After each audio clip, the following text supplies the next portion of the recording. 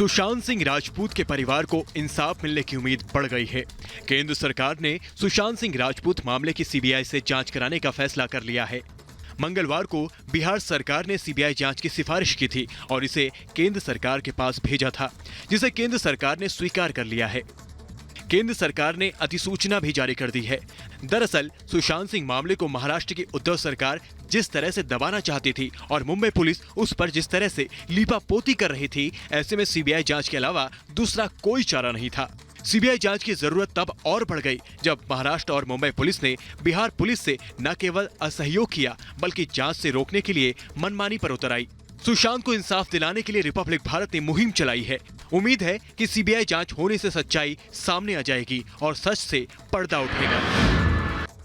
Supreme court में एक याचिका दायर की गई है। इस याचिका में सुशांत सिंह राजपूत की मैनेजर दिशा सालियान की मौत की सीबीआई जांच की मांग की गई है।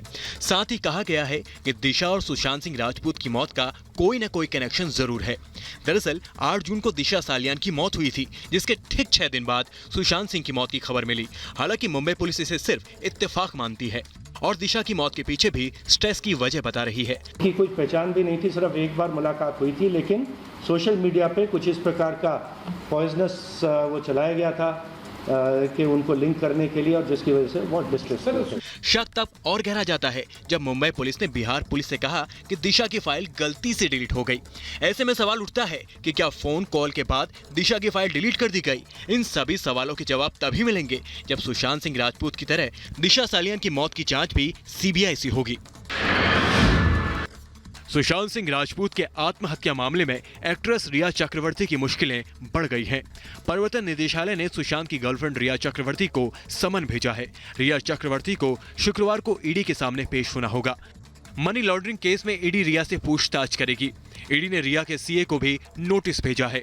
रिया के सीए से आज पूछताछ की जाएगी। सुशांत सिंह राजपूत की मौत मामले में रिया चक्रवर्ती पर कई गंभीर आरोप लगे हैं। सुशांत के पिता ने बिहार पुलिस के पास एफआईआर दर्ज की थी। उसमें रिया पर आरोप लगाए गए थे कि रिया की नजर सुशांत के पैसों पर थी और उसके अकाउंट से करोड़ों का हेराफेरी की गई थी। सुशांत सिंह राजपूत के साथ रिलेशनशिप में रही रिया चक्रवर्ती सुशांत की मौत के बाद लुका छिपी का खेल खेल रही है। इससे पहले बिहार पुलिस ने एफआईआर दर्ज होने के बाद रिया से पूछताछ करनी चाहिए, लेकिन रिया गायब हो गई। सुशांत केस में लीपापोती कर सच को दबाने की कोशिश कर रही मुंबई पुलिस को सुप्रीम कोर्ट ने फटकार लगाई है। दरअसल सुशांत केस की जांच के लिए पटना सिटी एसपी विनय तिवारी मुंबई गए थे, लेकिन सच बाहर आने के डर से मुंबई पुलिस ने सहयोग के बजाय विनय तिवारी को जबरन क्वारंटाइन कर दिया और बिहार पुलिस की जांच में रुकावट डाली। मुंबई पुलिस के इस रवैये पर लगातार सवाल उठ रहे थे। अब सीबीआई जांच को लेकर सुनवाई के दौरान सुप्रीम कोर्ट ने मुंबई पुलिस के इस फैसले को गलत बताते हुए कहा कि बिहार पुलिस ऑफिसर को क्वारंटाइन करने से अच्छा संदेश नहीं गया। सुप्रीम कोर्ट की टिप्पणी के बाद आर भारत से बातचीत में विनय तिवारी ने सुप्रीम कोर्ट की टिप्पणी का स्वागत किया है और मुंबई पुलिस के रवैये को गलत बताया। सुप्रीम कोर्ट की सख्त टिप्पणी के बाद मुंबई पुलिस और महाराष्ट्र सरकार के पास ज्यादा विकल्प नहीं बचे हैं और उन्हें विनय तिवारी को आजाद करना ही होगा। मुंबई पुलिस की लाख कोशिशों के बावजूद सुशांत राजपूत का केस अब सीबीआई के हाथों में चला गया है। फिर भी उद्धव ठाकरे की पुलिस है जो अपनी गलतियों से सबक नहीं लेना चाहती। पालघर में संतों की हत्या मामले में भी महाराष्ट्र पुलिस सुशांत केस जैसी गलती दोहरा रही है। इसी साल अप्रैल में मुंबई से सटे पालघर में हिंसक भीड़ ने 2 साधुओं और उनके ड्राइवर को पीट कर मार डाला था और अब 3 महीने के बाद इस केस को लेकर महाराष्ट्र पुलिस ने सुप्रीम कोर्ट में जवाब दाखिल किया। अपने जवाब में मुंबई पुलिस ने कहा कि पालघर में साधुओं की हत्या की जांच जारी है, जिसकी जानकारी फिलहाल सार्वजनिक नहीं की जा सकती। हालांकि मुंबई पुलिस ने पालघर हत्याकांड जांच की रिपोर्ट सील कवर में कोर्ट में दाखिल कर दी है। दरअसल सुप्रीम कोर्ट में जनहित याचिका दाखिल कर पालघर हत्याकांड मामले की सीबीआई या एनआईए जांच की मांग की गई थी, जिस पर आज सुप्रीम कोर्ट में सुनवाई होगी। अयोध्या में राम मंदिर भूमि पूजन के साथ ही लाखों भक्तों का सपना साकार हुआ। 500 साल से जिस मंदिर का इंतजार था, उसका श्री गणेश प्रधानमंत्री मोदी के हाथों से हुआ। बुधवार को प्रधानमंत्री मोदी ने हनुमानगढ़ी और राम जन्मभूमि में पूजा अर्चना के बाद राम मंदिर का भूमि पूजन किया। भूमि पूजन के साथ ही देश भर में राम नाम की गूंज है। हर तरफ राममय माहौल है। पीएम मोदी ने मंच से कहा कि राम सबके हैं और सबको साथ लेकर ही आगे बढ़ना है। भूमि पूजन के इस मौके पर एक बार फिर ओवैसी ने जहरीली राजनीति की है। ओवैसी ने पीएम मोदी पर हिंदू राष्ट्र का एजेंडा तय करने का आरोप लगाया है। ओवैसी ने कहा, हिंदुत्व की जीत हुई है और धर्मनिरपेक्षता को शिरकत मिली है। सवाल है, अगर राम सबके हैं तो फिर ओवैसी जैसे लोग गंदी राजनीति कर संग्राम क्यों कर रहे हैं? अयोध्या में राम मंदिर के भूमि पूजन के साथ ही पाकिस्तान बौखला गया है। पाकिस्तान का कहना है कि जहां बाबरी मस्जिद 5 सदियों से खड़ी थी, वहां मंदिर बनाए जाने की वह निंदा करता है। इतना ही नहीं, बौखलाए पाकिस्तान ने भारत के सुप्रीम कोर्ट के फैसले को गलत बता दिया। वहीं दूसरी तरफ नेपाल से राम मंदिर बनने पर बधाई आई है। नेपाल के पूर्व डिप्टी पीएम कमल थापा ने बधाई दी है। कमल थापा ने ट्वीट कर लिखा, अयोध्या में राम मंदिर के लिए भूमि पूजन होना दुनिया भर के हिंदुओं के लिए ऐतिहासिक और भावुक पल है। भगवान राम पूरी मानव जाति के लिए सभ्यता और प्रेरणा की मिसाल हैं। उम्मीद है कि यह दिन शांति, दोस्ती, भाईचारे और सौहार्द के नए युग में कदम रखेगा। भारत सरकार को बधाई। आपको बता दें, बुधवार को पीएम मोदी ने राम मंदिर का भूमि पूजन किया। भूमि पूजन के साथ ही मंदिर निर्माण का कार्य शुरू हो गया है। अयोध्या में राम मंदिर के भूमि पूजन के बाद देश भर में दिवाली जैसा माहौल है। अयोध्या से लेकर काशी तक लोगों ने दीप जलाकर खुशी जताई। इस बीच भूमि पूजन के लिए अयोध्या गए संघ प्रमुख मोहन भागवत ने सरयू घाट पर आरती की, विधि विधान से पूजा अर्चना भी की। लखनऊ में सीएम आवास में दीपोत्सव का आयोजन किया गया। सीएम योगी आदित्यनाथ ने दीप जलाए। फूलों और रंगों से सीएम आवास सराबोर हुआ। लखनऊ के बीजेपी कार्यालय में मिठाई बांटकर जश्न मनाया गया। दीप और फूलों से जय सिया राम लिखा। वहां मौजूद लोगों ने एक दूसरे को बधाई दी। इस बीच लखनऊ के साईं आश्रम में दीपोत्सव कार्यक्रम का आयोजन किया गया। श्रद्धालुओं ने 101 दिए जलाकर भगवान राम को अर्पित किए। अयोध्या में राम मंदिर के भूमि पूजन का श्री गणेश होने के साथ ही पटना में बीजेपी कार्यकर्ताओं ने दीपोत्सव का आयोजन किया। दीप जलाकर ऐतिहासिक दिन को खास बनाया गया। वहीं पटना के हनुमान मंदिर में भी जश्न मनाया गया। दीप जलाकर हनुमान मंदिर को रोशन किया गया। वहीं इस मौके पर जयपुर का सिटी पैलेस भी रंग बिरंगी रोशनी से नहाया। राम मंदिर भूमि पूजन के मौके पर राज परिवार ने भी दीप जलाए। हरियाणा के पंचकुला में माता मानस देवी गौशाला में 5100 दिए जलाए गए। ऐतिहासिक दिन पर गौशाला को रोशन किया गया। पंडुचेरी में पटाखे फोड़कर खुशी जताई गई। भुवनेश्वर में भी भूमि पूजन को लेकर श्रद्धालुओं में खुशी की लहर है। आंध्र प्रदेश के विजयवाड़ा में विश्व हिंदू परिषद के कार्यकर्ताओं ने ढोल नगाड़ों के साथ पटाखे जलाकर जश्न मनाया। केसरिया झंडे के साथ कार्यकर्ता झूमते नजर आए। आज भारतीय रिजर्व बैंक आगामी मौद्रिक नीति की घोषणा करने वाली है। रिजर्व बैंक ने गवर्नर की अध्यक्षता वाली 6 सदस्यीय मौद्रिक नीति समिति आज मौद्रिक नीति की घोषणा करेगी।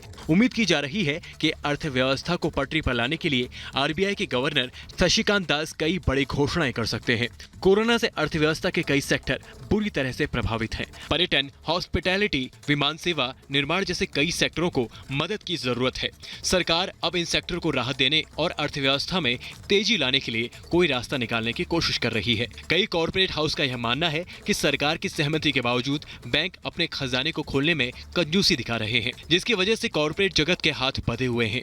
अब केंद्रीय बैंक कर्ज लौटाने को लेकर दी गई मोहलत के संदर्भ में भी दिशा निर्देश जारी कर सकता है। देश भर में कोरोना का संक्रमण तेजी से बढ़ रहा है। भारत में लगातार दूसरे दिन 52,000 से ज्यादा मामले सामने आए हैं। भारत में अब तक कोरोना के 19 लाख से ज्यादा केस दर्ज किए जा चुके हैं। वहीं कोरोना से होने वाली मौत का आंकड़ा भी 40,000 पार कर चुका है। पिछले 24 घंटे में कोरोना से 857 लोगों की मौत हुई, जिसमें सबसे अधिक 300 लोगों की मौत सिर्फ महाराष्ट्र में हुई, जबकि कर्नाटक में 110 लोगों ने अपनी जान गंवाई। तमिलनाडु में भी पिछले 24 घंटे में 108 लोगों की मौत हुई है। भारत में अब तक 12,81,000 मरीज इस बीमारी को हराकर ठीक हो चुके हैं। स्वास्थ्य मंत्रालय के मुताबिक भारत में प्रति 100 कोरोना मरीजों में 67 मरीज कोरोना को हराकर ठीक हो रहे हैं। चीन की चालबाजी में फंस चुका नेपाल बार बार उकसाने की कोशिश कर भारत के धैर्य की परीक्षा ले रहा है। अब भारत नेपाल सीमा पर तनाव बढ़ाने के लिए नेपाल हर रोज नई नई साजिश कर रहा है। नेपाल अपने ही नागरिकों को षड्यंत्र का मोहरा बना रहा है। खुफिया विभाग को मिली जानकारी के मुताबिक नेपाल पिछले 2 महीने से अंतर्राष्ट्रीय सीमा पर टकराव बढ़ाने की कोशिश कर रहा है। अपने नागरिकों के जरिए नेपाल सीमा पर तैनात सुरक्षा एजेंसियों को उकसा रहा है। नेपाल की सुरक्षा एजेंसियां स्थानीय नेपाली नागरिकों को सीमा को चिन्हित करने के लिए लगाए गए पत्थरों को उखाड़ने के लिए उकसा रही है।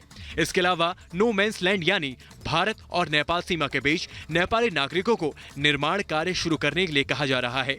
इतना ही नहीं, नेपाल ने सीमा पर एकाएक अपने निर्माण कार्य की गतिविधियां बढ़ा दी हैं। भारत की जमीन पर बुरी नजर डालने वाले चमगादड़ चीन को अपने कुकर्मों की सजा मिल रही है। भारत ने लगातार तीसरी बार चीन पर डिजिटल स्ट्राइक की है। भारत ने 14 चीनी ऐप पर प्रतिबंध लगा दिया है। इनमें 14 ऐप में वीडियो एडिटिंग ऐप कैपकट भी शामिल है। इसके अलावा Xiaomi का web browser app, photo editing app, air brush, short video जैसे ऐप को भी बैन कर दिया गया है। इससे पहले भारत सरकार ने जून के अंत में 59 चीनी ऐप को भारत में बैन कर दिया था, जिसमें टिकटॉक भी शामिल था। भारत ने चीनी ऐप पर डेटा संप्रभुता, अखंडता और देश की सुरक्षा के कारण बैन लगाया था। इसके बाद 27 जुलाई को दूसरी बार भारत ने चीन पर डिजिटल स्ट्राइक किया है। 27 जुलाई को भारत ने 47 चीनी ऐप पर बैन लगाया था। उम्मीद की जा रही है कि चीन पर भारत का डिजिटल स्ट्राइक आगे भी जारी रहेगा। मुंबई में पिछले 2 दिनों से हो रही लगातार बारिश से हाहाकार मचा है। हिंद माता, दादर, अंधेरी समेत कई जगहों पर जलभराव हो गया है। सड़कों पर गाड़ियां डूबी हुई हैं। लोगों को आने जाने में दिक्कतों का सामना करना पड़ रहा है। महालक्ष्मी रेड कोर्स इलाके में सड़क पर पेड़ गिर गया है। पेड़ गिरने से यातायात बाधित हो गया है। ये तस्वीरें थाने की हैं। लगातार बारिश की वजह से निचले इलाकों में पानी भर गया है। भिवंडी में सड़कें, बाजार, बस डिपो तालाब में तब्दील हो गए हैं।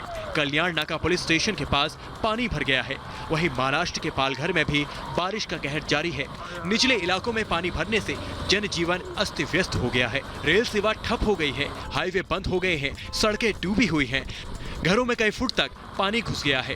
मौसम विभाग ने अगले 24 घंटे मुंबई में भारी बारिश की आशंका जताई है और लोगों को घरों में रहने को कहा है।